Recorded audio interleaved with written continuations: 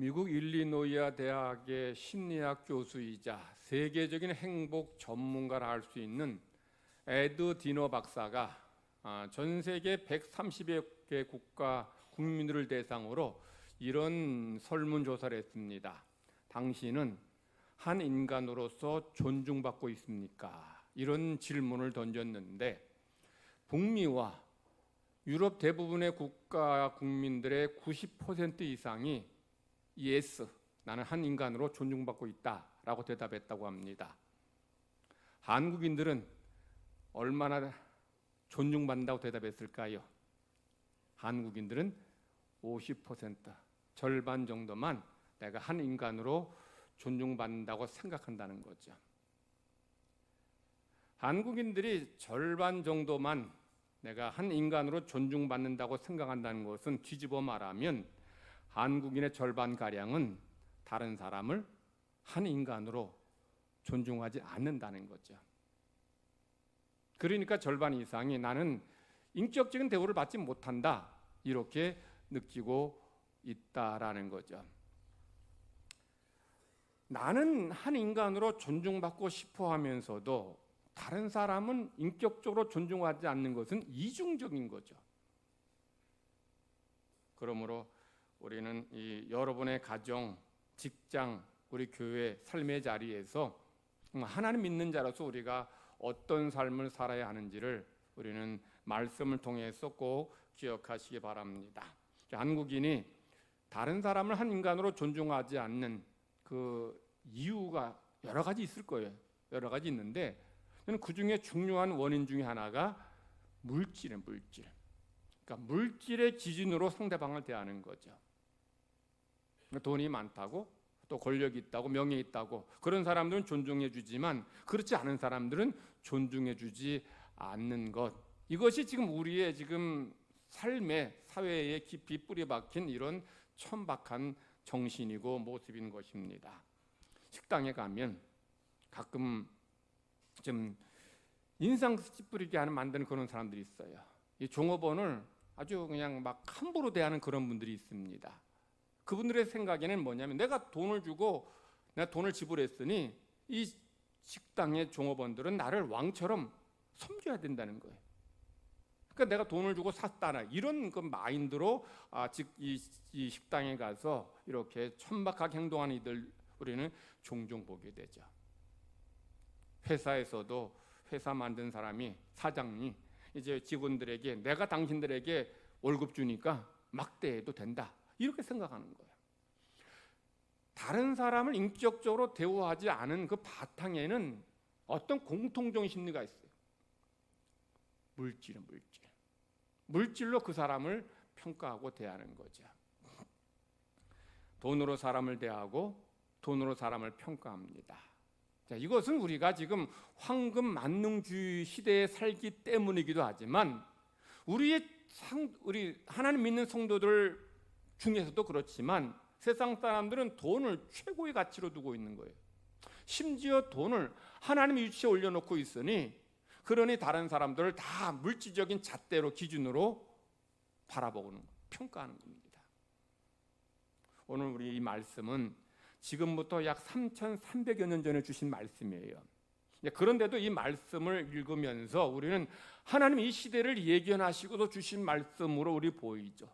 이 말씀을 통해서 우리가 우리 가정과 직장과 삶의 자리에서 우리가 하나님 믿는 자로서 살아가고 있는지를 한번 점검하고 그런 삶을 한번 돌아보는 시간 되시기를 하나님은 간절히 바라십니다. 제가 전에 십계명은 모든 시대, 모든 인종, 모든 나라 사람들을 막론하고 모든 인생에 주신 말씀이라고 말씀드렸어요. 그러니까 십계명은 시대와 인종을 막론한 모든 인생에게 주신 말씀이기에 모든 인생은 이 십계명의 말씀 그대로 순종해야 돼요. 1계명부터 10계명까지 모든 말씀은 그대로 순종해야 됩니다. 그런데 십계명을 제외한 나머지 율법의 말씀들은 당시 이스라엘 백성들에 주신 말씀이에요. 그러니까 당시에 이스라엘 백성 주신 말씀이기 때문에 그 말씀을 다른 나라 사람들 또 이 시대 사람들에게 그 말씀 그대로 적용하기는 무리가 있습니다.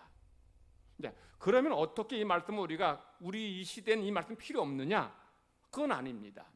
이 비록 시대가 다르고 인종이 다르고 상황이 다르지만 이 말씀 속에 담긴 하나님의 메시지, 의도가 있어요. 의도. 하나님 여기서 뭘 말씀하시려느냐? 그거를 찾아야 되는 거죠. 그걸 깨닫고 순종하는 삶을 살아야 되는 거죠. 자, 본문에는 종을 6년 동안 이제 부린 다음에는 7년째 되는 해에는 해방해 주라라고 말씀하셔요. 자, 지금 노예제도 사라졌습니다. 자, 그럼 이 말씀 우리에게 필요 없는 말씀입니까? 아니에요. 노예제도는 사라졌지만 여전히 이 말씀 속에 하나님께서 오늘 이 땅을 사는 하나님 백성들에게, 이 시대 사람들에게 주시는 메시지가 있어요. 그것을 우리는 찾아야 되고 깨달아야 되는 거죠. 하나님께서 이제 의도하신 모습, 하나님께서 원하시는 모습은 사실 노예제도는 아닙니다. 노예제도는 하나님이 명하시지도 않았고 의도하지도 않았어요. 근데 인간의 악함으로, 인간의 타락함으로 노예제도를 만든 겁니다. 여러분, 왜 노예제도가 생겼을까요?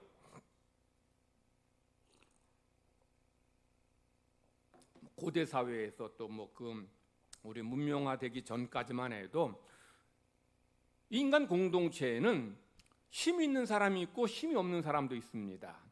가난한 사람이 있고 돈이 많은 사람도 있었어요. 그리고 전쟁에서 이긴 나라가 있고 진 나라가 있습니다. 여기에서 노예제도가 생기는 거예요. 즉, 빚을 졌는데 갚지 못합니다. 갚지 못했으면 내 몸을 종으로 들여서 그렇게 빚을 갚아야 돼요.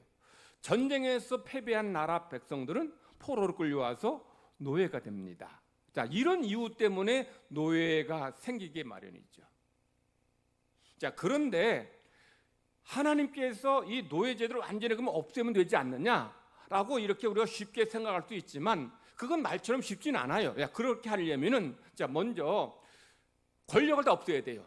세상의 모든 권력을 다 없애 다 똑같이 만들어야 되는 거죠. 자, 힘이 없이 똑같이 동등하게 만들어야 되는 것만이 아니라 경제적으로도 마찬가지죠.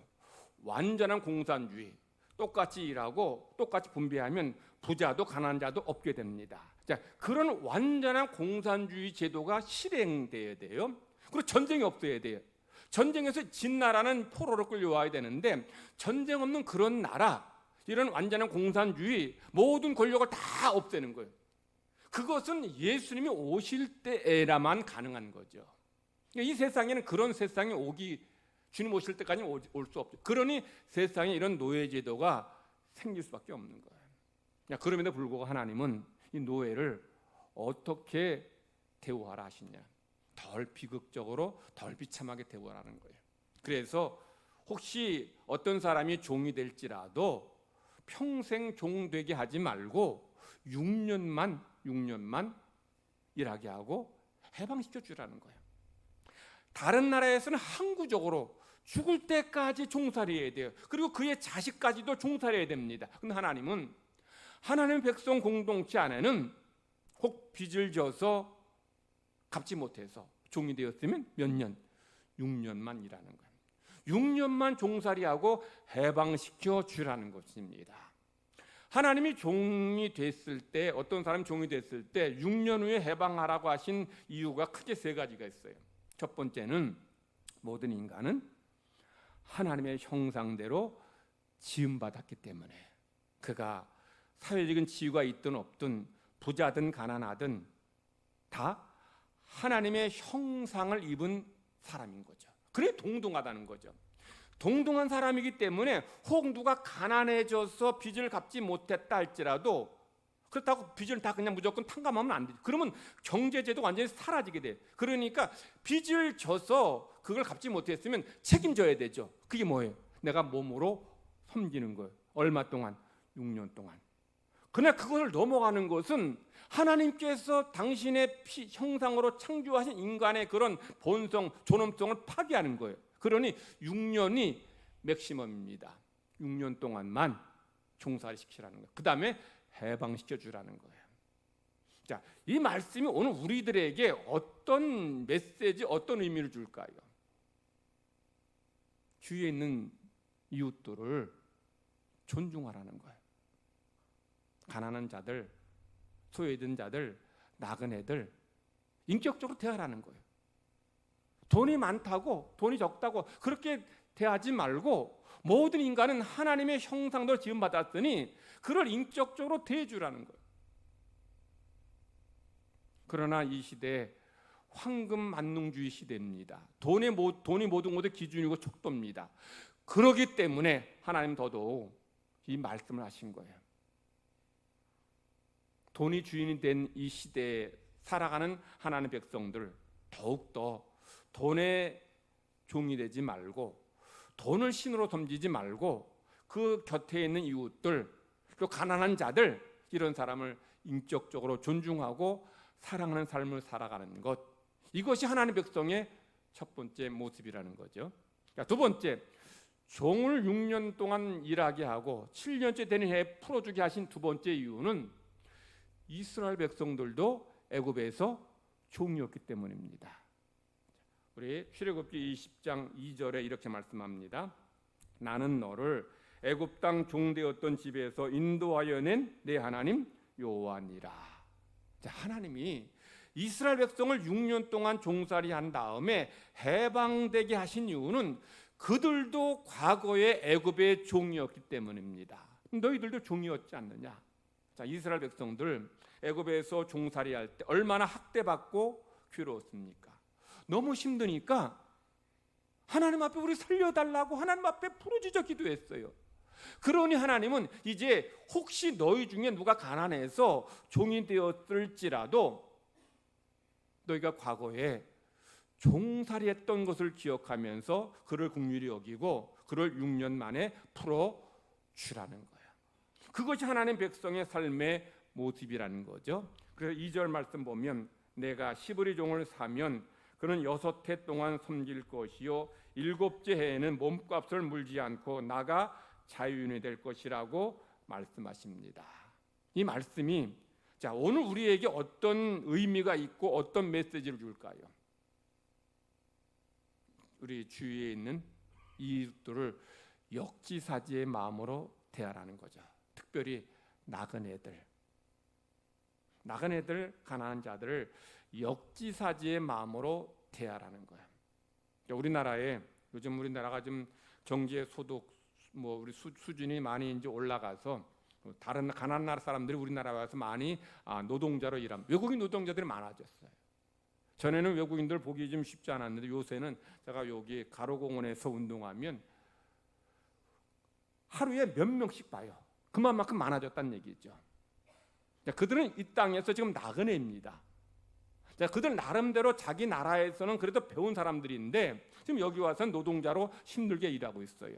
그러니 그들을 우리가 형제로 따뜻하게 대하라는 거죠. 근데 얼굴 껌따고 꼬무 짭짭하다고 그래서 가난하다고 그런 사람들을 무시하고 깔보고 그렇게 하지 말라는 거예요. 우리도 과거에 그랬잖아요. 우리도 전에 가난했을 때, 나라 가난했을 때 우리 국민들이 외국에 나가서 얼마나 힘들게 일했어요. 독일에 가서 탄광에서 그렇게 목숨 걸고 일했고, 그리고 간호사로 정말 할 거 못하고 타면서 고생했어요. 중동의 뜨거운 사막에 가서 얼마나 고생하며 일했습니까? 지금은 이렇게 잘 살게 되었지만 그때만 해도 그렇게 고생했고 또 그 나라 국민들에게 제 대우도 받지 못했어요. 그러니 그때 우리 나간 저는 그때 그 나가 일한 적은 없지만 나가서 사람 대접 받지 못하고 그랬을 때에 우리 국민들이 어떤 마음 들었을 것 같아요? 나도 인간이다. 나도 인격적으로 대우달라. 이런 마음이 왜 없었겠어요? 그러니 그런 역지사지의 마음으로 이 땅 가운데 살고 있는 그런 외국인 노동자들, 나그네들, 이들을 우리가 사랑으로 형제로 대하라는 거예요. 사실 여러분이 다른 나라 가서 선교 못해도 이 땅에 온 사람들을 그리스도의 사랑으로 대하고 그리스도 사는 그들을 만나고 그들과 교제하고 접할 때에 그들 속에서 하나님의 사랑을 전해줄 수 있다면은 그게 또한 선교가 하나님 기뻐하시는 성도의 삶의 모습이 아니겠느냐는 거죠. 우리는 주변에 보면 얼굴 좀 허연 사람들, 백인, 미국인이나 유럽 사람들은 좀 이렇게 좀 대우를 좀 잘해주는 것 같은데 뭐 동남아 사람들, 뭐 흑인들 얼마나 깔보고 무시하고 천대합니까? 이 얼마나 천박한 모습이냐는 거죠. 세상 사람들도 그래서는 안 되지만 그래도 하나님 믿는 사람들은 더더욱 그래서는 안 되죠. 그들도 하나님의 형상대로 지음받은 사람들이고 그 나라 가난해서 이 땅에 와서 이렇게 살지만 우리도 그런 가난했던 때를 기억하면서 그들을 형제로 따뜻하게 대해주라는 거예요. 이것이 주님께서 이 노예 제도를 통해 주신 두 번째, 6년만 해방시켜 주시라고 하신 말씀의 두 번째 의미죠. 자, 세 번째, 하나님께서 종을 6년 동안 이제 일하게 하고 7년째 된 해에는 해방시켜 주라 하신 이유는 이스라엘 백성들에게 감사를 잃지 말라는 거죠. 자, 종이 이제 해방되면 하나님께서 나를 이렇게 해방해 주셨으니 하나님의 은혜를 감사할 거예요. 그리고 이 종만이 아니라 이 종을 풀어주는 상전들도, 주인들도 하나님의 은혜를 기억하고 감사하는 거예요. 뭘 기억해요? 그들도 얼마 전까지만 해도 애굽에서 종살이 했었어요. 애굽의 노예였습니다. 그런데 그런 이들에게 자유를 주셨으니, 해방을 주셔서 이렇게 자유롭게 살게 해주셨으니, 그러니 항상 하나님의 은혜를 감사하며 살라는 거예요. 감사를 잃으면 하나님 말씀 멀어지게 되고 뜻대로 순종하지 못하게 돼요.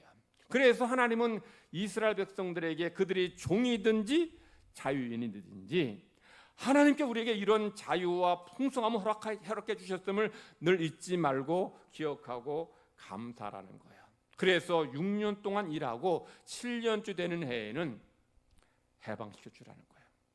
사실 당시 군동에서 종을 6년 동안 부리고 7년째 해방시켜 주는 것은 일어날 수 없는 엄청난 파격입니다. 그런데 그렇게 해야 되는 것이 바로 하나님의 백성의 삶의 모습이라는 거예요. 그래서 하나님은 이렇게 주인이든 종이든 내가 정말 이렇게 자유 얻은 것을 감사하면서 이렇게 해방시켜주고 또 그걸 기억하면서 살아가라는 거죠. 오늘날의 한국교회 성도들도 우리를 일제로부터 해방시켜주신 하나님의 은혜를 기억하며 감사하며 살아가야 됩니다. 우리 더 이상 일본의 종 아닙니다. 이제는 일본과 대등할 정도로 잘 살게 되었어요. 그렇지만 우리가 과거에 그런 가난했던 때를 기억하면서 종살했던 때를 기억하면서 우리에게 이런 자유 주신 하나님 감사합니다. 이런 풍성함 주신 하나님 감사합니다. 감사하며 살아갈 때에 하나님의 은혜가 우리의 삶의 자리에 더 넘쳐나게 될 줄 믿습니다. 하나님은 이제 6년 동안 종으로 이제 섬겼던 이들을 이제 해방시켜 주실 때에 이제 그냥 내보내지 말라 그래요. 그냥 내보내지 말고 그의 손에 물질을 쥐어줘서 내보내라는 거죠. 구약의 말씀에서 그걸 잘 말씀하고 있는데, 자, 종을 내보낼 때 어떻게 하랍니까? 양떼 중에서나 타작마당에서나 그리고 포도주 틀에서 넉넉하게 떼어주라는 거죠. 왜 이렇게 하라 할까요? 자, 6년 동안 이제 종살이 했으니 돈을 모으지 못했어요. 이런 가난한 상태에 나가면 또 다시 가난해질 수 있고 또 다시 빚지고 종될 수 있다는 거예요. 자, 그러니 그에게 양떼 중에서 좀 몇 마리 떼어주고 곡식도 넉넉하게 주고 그리고 포도주도 좀 풍성하게 주라는 거예요. 그럼 그걸 미천 삼아서 일해서 그리고 자기의 생계를 꾸려나가고 다시는 가난한 늪에 빠져서 종되지 않게 하라는 거예요. 물론 자유 준 것만도 감사할 수 있습니다. 그런데 자유 줘도 또다시 그런 사회적인 그런 문제 때문에 또다시 가난에 빠지고 또다시 종되면 그게 결국 계속 그 일이 반복되지 않겠습니까? 그러니 해방시켜 주더라도 다시는 이제 종되지 않도록 좀 넉넉한 마음으로 양, 곡식, 포도 중에서 주라는 거예요. 그러면 하나님께서 이런 주인에게 상전에게 더 그보다 100배, 1000배 풍성하게 채워주신다는 거예요. 그리고 종들도 그렇게 은혜 받아서 주인의 은혜 받아서 해방되었으니 본인이 주인에게 하나님께 감사하는 삶을 살 뿐만 아니라 자기보다 가난한 사람들, 어려운 사람들 돌보게 되는 거죠. 이런 선순환이에요.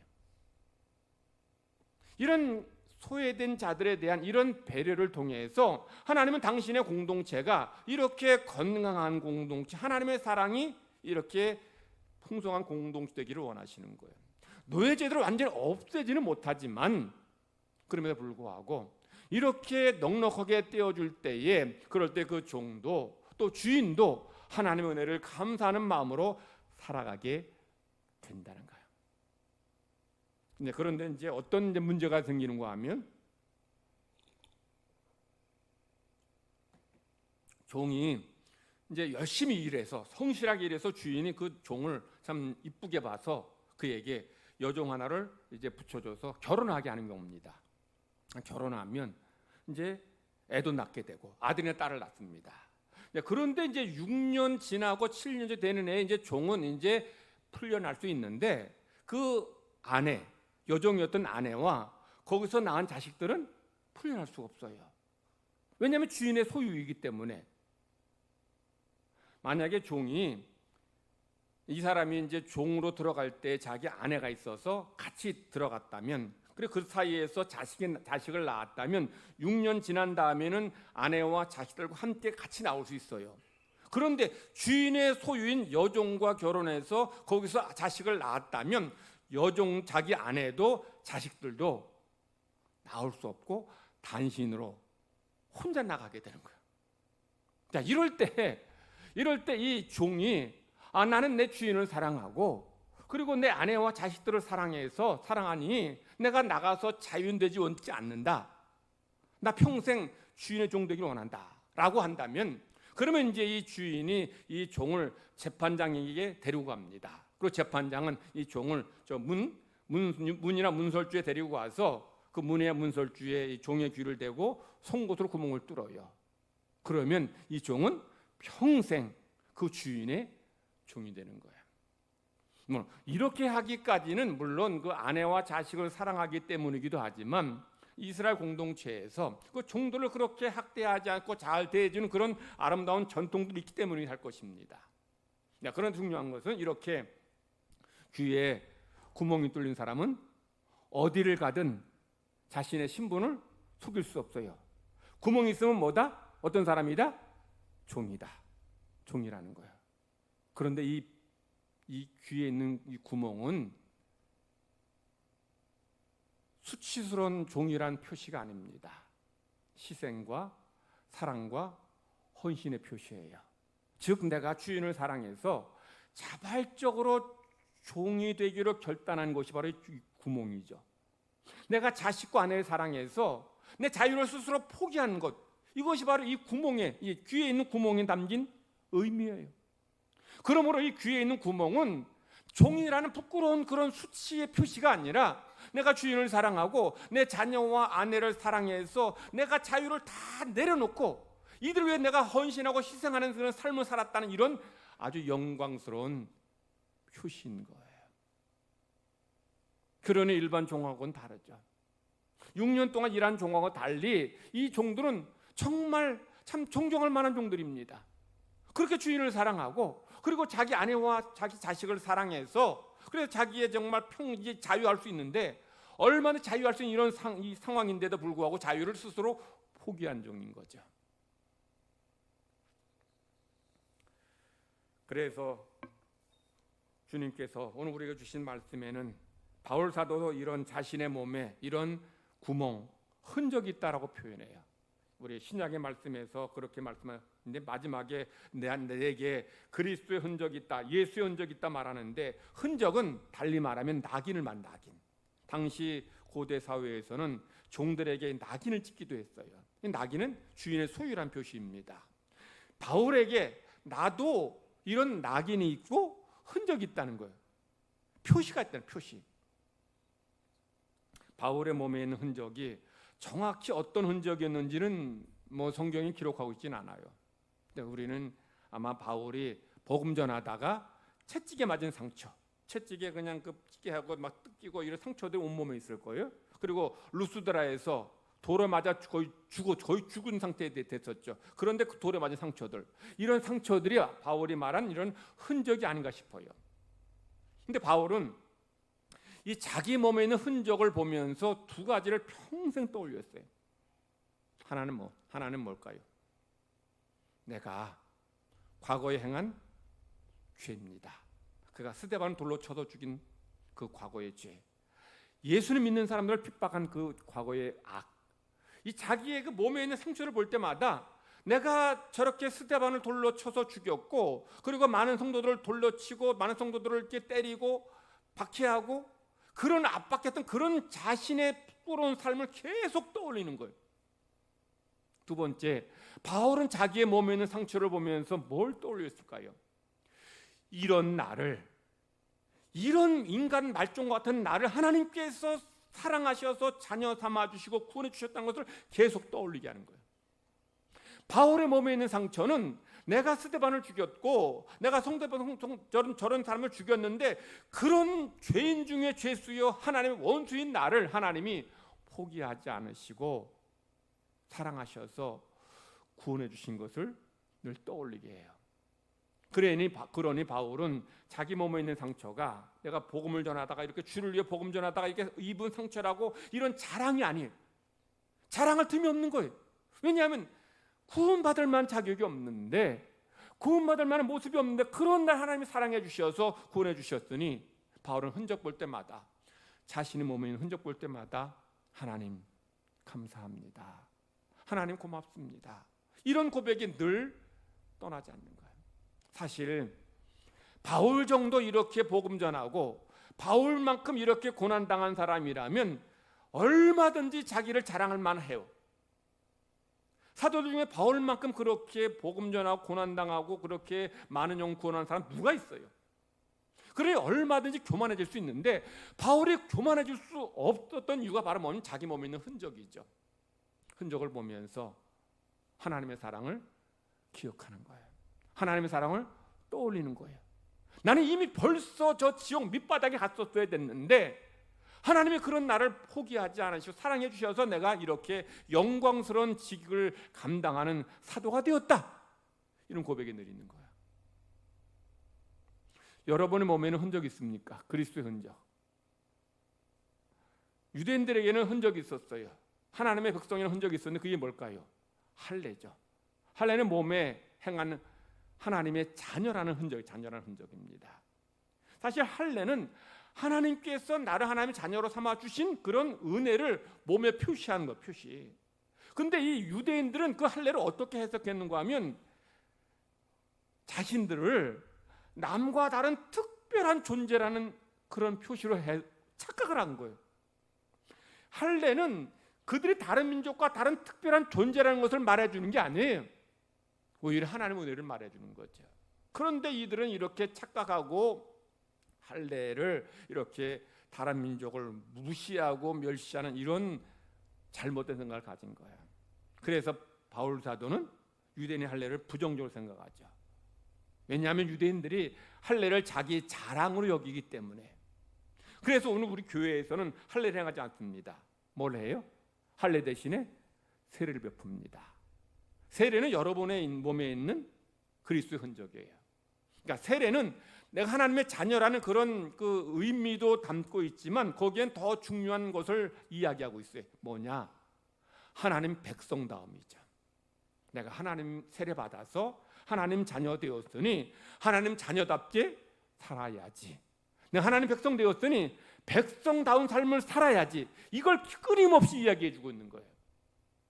그리스도인이 세상 속에 가정 속에 살아갈 때에 항상 세례받은 자로서 이런 그 하나님의 자녀다움을 늘 기억하고 그런 자녀다움의 삶을 살아가야 한다는 거예요.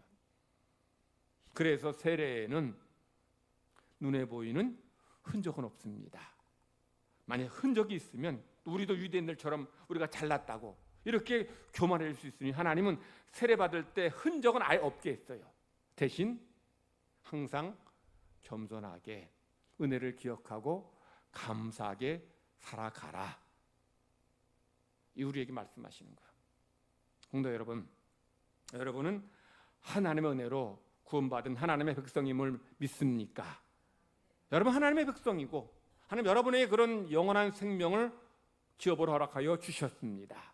그 은혜 기억하면서 오늘 하나님의 백성답게, 하나님의 자녀답게, 성도답게 삶으로 인해서 하나님의 영광을 드러내는 우리 모든 성도가 되시기를 하나님은 간절히 바라십니다.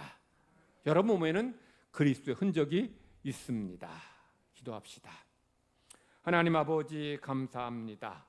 허물과 죄로 죽은 저희들을 구원하시고 하나님의 자녀 삼아 주시니 감사드립니다. 바울 사도의 몸에는 예수 그리스도의 흔적이 있었다 고백합니다. 우리에게도 예수님의 흔적이 있습니다.